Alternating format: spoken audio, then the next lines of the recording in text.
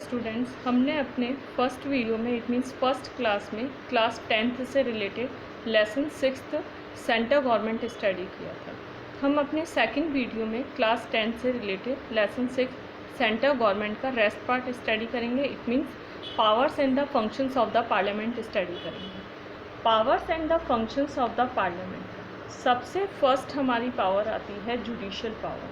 Parliament के judicial powers के according हमारा जो कंट्री है उसका एडमिनिस्ट्रेशन है वो 3 पार्ट्स में डिवाइड है। Union list it mean country level पे list, state list it means है स्टेट लेवल पे जो सब्जेक्ट्स आते हैं वो स्टेट लिस्ट में आते हैं, और कॉन्करेंट लिस्ट का मतलब होता है जो सब्जेक्ट्स स्टेट लिस्ट में भी आते हैं और यूनियन लिस्ट में भी आते हैं वो कॉन्करेंट लिस्ट में। अगर इट मीन्स कॉन्करेंट लिस्ट के किसी भी सब्जेक्ट पे कोई डिस्प्यूट हो जाता है तो किसके डिसीजन को प्रेफरेंस दी जाती है? सेंटर गवर्नमेंट और स्टेट गवर्नमेंट के बीच में अगर कॉन्करेंट लिस्ट के किसी सब्जेक्ट को लेकर डिस्प्यूट हो जाता है तो प्रेफरेंस दी जाती है parliament, it means centre government को प्रेफरेंस दी जाती है। नेक्स्ट हमारा पॉइंट आ जाता है पार्लियामेंट की पावर में power of making amendment in the constitution के किसी भी आर्टिकल को अमेंड करना, इट मीन्स इम्प्रूवमेंट करना है तो किस तरीके से कर सकते हैं? पार्लियामेंट का मेन कंट्रीब्यूशन होता है कॉन्स्टिट्यूशन में अमेंडमेंट करने से रिलेटेड। इसके लिए पार्लियामेंट के दोनों हाउसेस के सिंपल मेजॉरिटी की नीड होती है प्लस 2/3 मेजॉरिटी की नीड होती है। Simple majority and 2/3 majority. Next हमारा पॉइंट आ जाता है फाइनेंशियल पावर। पार्लियामेंट की फाइनेंशियल पावर से रिलेटेड है इट मीन्स एनुअल बजट में इनकम और एक्सपेंडिचर दोनों चीज़ें आती हैं। इट मीन्स इनकम और एक्सपेंडिचर को पूरी तरह से बनाने का काम फाइनेंशियल पावर पार्लियामेंट के पास होती है। नेक्स्ट हमारा पॉइंट आ जाता है एडमिनिस्ट्रेटिव पावर। एडमिनिस्ट्रेटिव पावर को हम एग्जीक्यूटिव पावर भी कह सकते हैं। एडमिनिस्ट्रेटिव पावर अगर आ जाए तो भी आपको वही लिखना है जो एग्जीक्यूटिव पावर है, और एग्जीक्यूटिव पावर आ जाए तो भी एडमिनिस्ट्रेटिव पावर है। एडमिनिस्ट्रेटिव पावर जहाँ भी आ जाए, जहाँ एग्जीक्यूटिव पावर आ जाए तो it means cabinet it means council of minister पूरी तरह से रिस्पॉन्सिबल है पार्लियामेंट इट मीन्स लोकसभा के लिए रिस्पॉन्सिबल है। काउंसिल ऑफ मिनिस्टर अपने ऑफिस में इट मीन्स अपनी पोस्ट पे तभी तक बने रह सकते हैं जब तक लोकसभा में उनको मेजॉरिटी मिली रहती है। अगर लोकसभा में मेजॉरिटी काउंसिल ऑफ मिनिस्टर की लॉस्ट हो जाती है तो Lok Sabha it means parliament council of minister को डिसॉल्व कर सकती है। फिर नेक्स्ट हमारा टॉपिक आ जाता है powers associated with election. Parliament को इलेक्शन से रिलेटेड पावर भी मिली हुई होती है। इलेक्शन से रिलेटेड पावर मिली हुई होने का मतलब है पार्लियामेंट प्रेसिडेंट का इलेक्शन करती है और वाइस प्रेसिडेंट का इलेक्शन करती है। नेक्स्ट हमारा पॉइंट आ जाता है पार्लियामेंट का मिससेलियंस पावर। मिससेलियंस पावर में सबसे फर्स्ट पॉइंट हमारा आ जाता है कि प्रेसिडेंट को इम्पीच करने का, वाइस प्रेसिडेंट को इम्पीच करने का, chief justice of high court and supreme court को इम्पीच करने का काम, impeachment it means removal process, remove करने का काम पार्लियामेंट करती है। नेक्स्ट हमारा पॉइंट आ जाता है इम्पीचमेंट प्रोसेस के बाद आ जाता है कि अगर मान लो कि किसी भी जो लोग अगर मान लो कि जैसे मान लो प्रेसिडेंट को इम्पीच किया, इम्पीच करने के पहले इलेक्ट किया, तो इलेक्ट करने का काम भी कौन करता है? पार्लियामेंट ही करती है। इट मीन्स जो भी मिससेलियंस पावर है उसमें impeachment process, election process plus emergency से रिलेटेड पावर पार्लियामेंट के पास होती है। अब हम अपने नेक्स्ट टॉपिक पे आते हैं powers and the rights and the duties of the Lok Sabha की पावर्स, राइट्स और ड्यूटीज़ क्या होती है? सबसे पहले है judicial power it means Lok Sabha it means parliament union list से रिलेटेड लॉ बनाती है, कॉन्करेंट लिस्ट से रिलेटेड लॉ बनाती है, और रेसिडुअल लिस्ट इट मीन्स जो सब्जेक्ट्स कॉन्स्टिट्यूशन बनने के बाद आए उनसे रिलेटेड लॉ बनाती है। अगर मान लो state list in context to simple non financial bill, और नॉन फाइनेंशियल बिल को पास करने का काम भी लोकसभा करती है, और कॉन्स्टिट्यूशन के अमेंडमेंट से रिलेटेड वर्क भी लोकसभा करती है। नेक्स्ट हमारा पॉइंट आ जाता है फाइनेंशियल पावर का मतलब होता है पूरी तरह से अगर मान लो जैसे एनुअल बजट है। Annual budget it mean income और एक्सपेंडिचर से रिलेटेड जो भी मनी बिल है, मनी बिल सबसे पहले प्रेजेंट होता है लोकसभा में प्रेजेंट होता है, उसके बाद राज्यसभा में प्रेजेंट होता है, और लोकसभा में प्रेजेंट होने के बाद राज्यसभा में प्रेजेंट होता है। राज्यसभा उस पर सजेशन देती है और सजेशन देकर इट मीन्स रिकमेंडेशन देकर वापस लोकसभा में देती है। लेकिन राज्यसभा लोकसभा में वापस कोई भी बिल तभी भेज सकती है 14 डेज़ के ड्यूरेशन में। फिर हमारा आ जाता है powers to control on the executive. Lok Sabha की एग्जीक्यूटिव पावर इट मीन्स यहाँ एडमिनिस्ट्रेटिव पावर भी आ सकता है।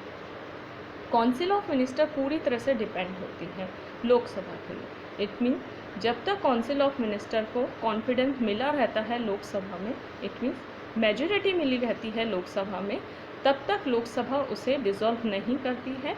लेकिन अगर एक बार मेजॉरिटी डिस्ट्रॉय हुई तो लोकसभा काउंसिल ऑफ मिनिस्टर को डिसॉल्व कर सकती है।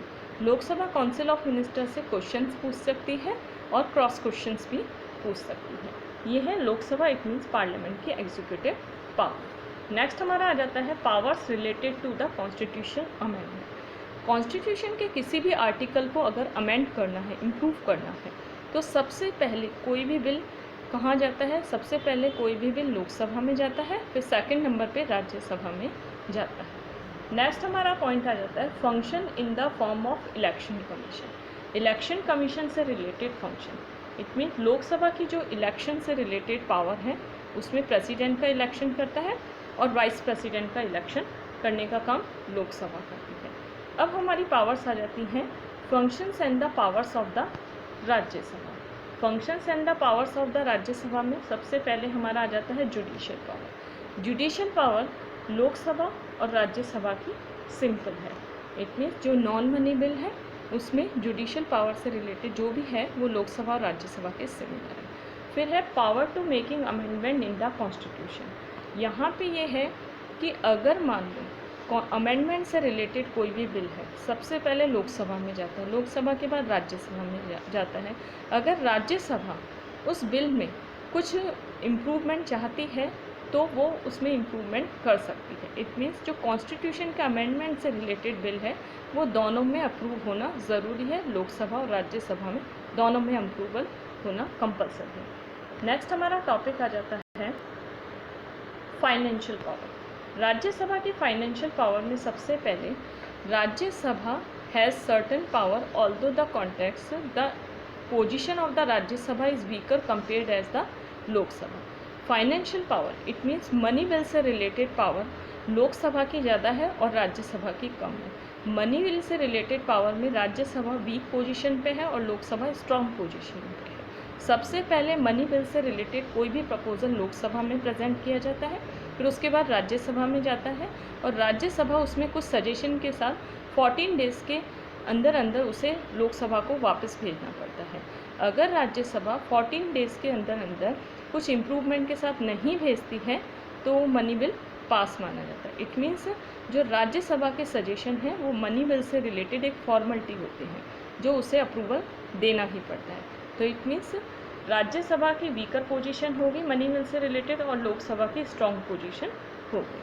अब हमारा आ जाता है एग्जीक्यूटिव पावर। राज्यसभा की एग्जीक्यूटिव पावर में सबसे पहले हमारी कंट्री में पार्लियामेंट्री फॉर्म है। पार्लियामेंट्री फॉर्म का मतलब है जो प्रेसिडेंट है वो नॉमिनल हेड है और जो प्राइम मिनिस्टर है वो एक्चुअल हेड है। काउंसिल ऑफ मिनिस्टर पूरी तरह से रिस्पॉन्सिबल होता है, लोकसभा के लिए भी रिस्पॉन्सिबल होते हैं और राज्यसभा के लिए भी रिस्पॉन्सिबल होते हैं। इट मीन्स पार्लियामेंट के दोनों हाउसेस। लेकिन लोकसभा क्वेश्चन भी पूछ सकती है काउंसिल ऑफ मिनिस्टर से, क्रॉस क्वेश्चंस भी पूछ सकते हैं और काउंसिल ऑफ मिनिस्टर को लोकसभा डिसॉल्व भी कर सकती है। इसके अगेंस्ट राज्यसभा क्वेश्चंस पूछ सकती है, क्रॉस क्वेश्चन पूछ सकती है काउंसिल ऑफ मिनिस्टर से, लेकिन Rajya Sabha council of minister it means cabinet को डिसॉल्व नहीं कर सकती है। फिर नेक्स्ट हमारा पॉइंट आ जाता है राज्यसभा की मिससेलियंस पावर। राज्यसभा की मिससेलियंस पावर सिमिलर है लोकसभा की। सबसे पहले elected members of the Rajya Sabha participate in the election of the president. President की इलेक्शनशिप में पार्टिसिपेट करते हैं राज्यसभा के मेंबर। वाइस प्रेसिडेंट के इलेक्शन में भी पार्टिसिपेट करते हैं, प्लस प्रेसिडेंट, जजेस ऑफ द सुप्रीम कोर्ट और दूसरे जजेस के इम्पीचमेंट प्रोसेस में भी लोकसभा और राज्यसभा इक्वली पार्टिसिपेट करती है। नेक्स्ट हमारा टॉपिक आ जाता है, if emergency has to be enjoyed for more than 1 month, अगर इमरजेंसी डिक्लेयर करनी हो 1 मंथ से ज़्यादा, तो this type of motion should be passed separately by both the houses respective houses. अगर इमरजेंसी को 1 मंथ से ज़्यादा डिक्लेयर करना हो तो ये दोनों हाउसेज में सेपरेटली मेजोरिटी होनी चाहिए। इट मीन्स लोकसभा भी अपनी मेजोरिटी देना ज़रूरी है और राज्यसभा के लिए भी अपनी मेजोरिटी देना ज़रूरी है।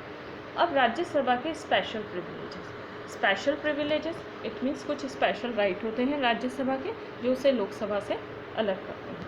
सबसे फर्स्ट पॉइंट है हमारा, अकॉर्डिंग टू आर्टिकल 249, आर्टिकल 249 के according majority of 2/3 member, Rajya Sabha के मेंबर्स की 2/3 मेजोरिटी, प्रेजेंट मेंबर की 2/3 मेजोरिटी और जो पार्टिसिपेट कर रहे हैं, इलेक्शन में पार्टिसिपेट कर रहे हैं, उनकी 2/3 मेजोरिटी। राज्यसभा स्टेट लिस्ट के किसी भी सब्जेक्ट को नेशनल इम्पोर्टेंस का डिक्लेयर कर सकती है।